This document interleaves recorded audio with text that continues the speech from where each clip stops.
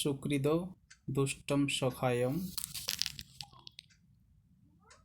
ইয়ঃ পুনঃ সন্ধাতুমিচ্ছতি স মৃত্যুমেব গৃহণীতি হস্তেন ভুজঙ্গৎ যথা। বিশ্বাসঘাতক বন্ধুর সঙ্গে যে পুনরায় সদ্ভাব স্থাপন করে, কাঁকড়লতার গর্ভধারণের মতোই সে তার নিজের মৃত্যু ডেকে আনে।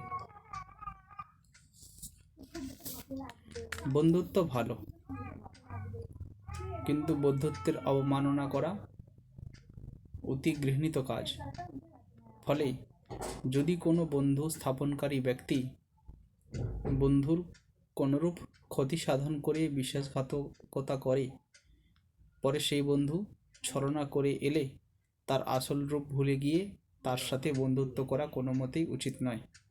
কারণ সেই ব্যক্তি তো একবার বিশ্বাসঘাতকতা করে তার আসল রূপ দেখিয়েছে। সেই ব্যক্তির সাথে আর কখনো বন্ধুত্ব স্থাপন করা উচিত নয়। পুনরায় ওই ব্যক্তির সঙ্গে সম্পর্ক স্থাপন করলে পুনরায় ক্ষতি হওয়ার সম্ভাবনা থেকেই যায়।